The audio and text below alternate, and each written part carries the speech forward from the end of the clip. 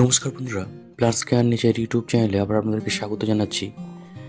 আজকে দেখুন, জৈব পদ্ধতিতে যে স্ট্রবেরি কিভাবে আমরা আমাদের বাড়িতে করতে পারি, সেই সংক্রান্ত কিন্তু একটা ভিডিও আপনাদের সামনে নিয়ে এসেছি। সাধারণত আমরা বাড়িতে যারা স্ট্রবেরি করব আমাদের খাওয়ার জন্যে, তো সাধারণত জৈব পদ্ধতিতে করলে কিন্তু সেটা ভালো, কোনো রাসায়নিক প্রয়োগ না করে।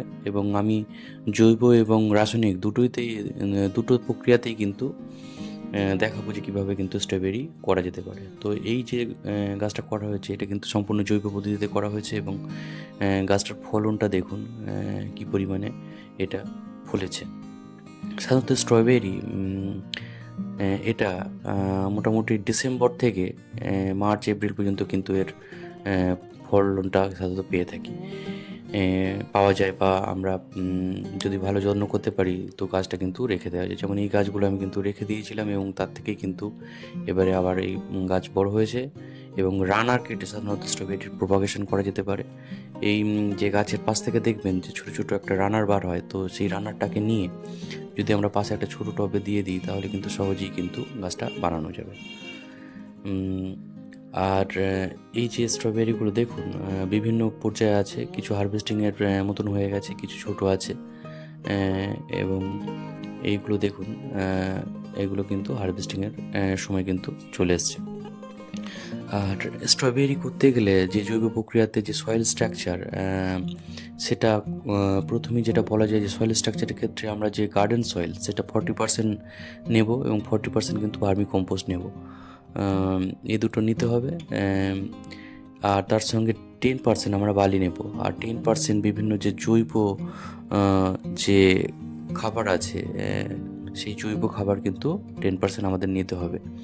তো এই রকমভাবে করতে হবে, অর্থাৎ একটা পুষ্টিগুণ সম্পন্ন মিডিয়া তৈরি করলেই কিন্তু স্ট্রবেরির ক্ষেত্রে ভালো ফলন পাওয়া যাবে। আর জৈব যে খাবারগুলো এই মাটি তৈরিতে ব্যবহার করা হবে, সেটা প্রথমে হচ্ছে হাড় গুঁড়ো আমরা নেব, তার সঙ্গে শিংকুচি নেব, তার সঙ্গে হচ্ছে বাদাম খোল নেব এবং তার সঙ্গে নিম খোল নেব। আর সর্ষের খোল কিন্তু ব্যবহার করছি না। আর রাসায়নিকভাবে যদি আরও বেশি ফলন পেতে চান তো কিন্তু সিঙ্গেল সুপার ফসফেট কিন্তু আপনারা ব্যবহার করতে পারেন। এভাবে কিন্তু করতে হবে। তো এই রকমভাবে মাটিটাকে আমি তৈরি করে নিয়ে 1 সপ্তাহ পরে ডিকম্পোস্টের জন্য 1 সপ্তাহ বা 10 দিন রাখতে পারেন। যেহেতু এটা সম্পূর্ণ জৈব প্রক্রিয়াতে মাটিটা বানানো হয়েছে, তারপরে কিন্তু গাছ পটিং করা যেতে পারে। এইভাবে সাধারণত পটিং করা যেতে পারে। আর বাদাম খোলের যে জল সেটা কিন্তু মোটামুটি 20 দিন বা 25 দিন অন্তর অন্তর কিন্তু অল্প অল্প করে কিন্তু বাদাম যে খোলের জল কিন্তু দেবো। সর্ষের খোলের জল কিন্তু ব্যবহার করা হচ্ছে না, পুরোপুরি বাদাম খোলের জল ব্যবহার করা হবে। আর মাটি তৈরিতে আমরা ট্রাইকোডার্মা ভিডিটি কিন্তু অল্প হাফ চামচ পর্যন্ত দেবো ফাঙ্গাসের আক্রমণ আটকাতে। এছাড়া ফাঙ্গাস ঘটিত রোগের আক্রমণ কমাতে আমার ট্রাইকোডার্মা ভিডিটি সেটা গাছেতে স্প্রে করব। 3 গ্রাম 1 লিটার জলে গুলে কিন্তু এটা ব্যবহার করা যেতে পারে। এখন দুটো কোম্পানির এখানে ট্রাইকোডার্মা ভিডিটি দেখাচ্ছি। আপনারা যে কোনো কোম্পানির ট্রাইকোডার্মা ভিডিটি ইউজ করতে পারেন, তাহলে সম্পূর্ণ বায়ো যে ফাঙ্গাস প্রতিরোধক বা ছত্রাক প্রতিরোধক হিসেবে কিন্তু ট্রাইকোডার্মা ভিডিটি খুব ভালো কাজ করে। আর এর সঙ্গে জৈব কীটনাশক অর্থাৎ বিভিন্ন পোকামাকড় আক্রমণ থেকে আমরা আমাদের স্ট্রবেরি গাছকে বাঁচানোর জন্যে জৈব কীটনাশক হিসেবে কাকা ব্যবহার করব। এবং কাকার যে অনুপাতটা হবে 0.5 ml 1 লিটার জলে গুলে কিন্তু আমরা স্প্রে করব। এবং কাকা হচ্ছে সম্পূর্ণ জৈব একটা কীটনাশক, ফলে এটা কিন্তু আমরা ব্যবহার করতে পারি। আর স্ট্রবেরির ক্ষেত্রে ভালো ফলন পেতে গেলে কিন্তু গাছটাকে অবশ্যই সানলাইটে রাখতে হবে এবং জল বুঝে দিতে হবে, অর্থাৎ হালকা হালকা একটু ভিজিয়ে রাখতে হবে মাটিটাকে, কিন্তু পুরোপুরি জল যাতে না জমে সেগুলো খেয়াল রাখতে হবে। এবং এর ড্রেনেজ সিস্টেমের জন্য নিজের টবের দিকে ইটের টুকরো বা সিন্ডার অল্প যদি দিয়ে দেওয়া হয় তাহলে কিন্তু ড্রেনেজ সিস্টেম খুব ভালো হবে।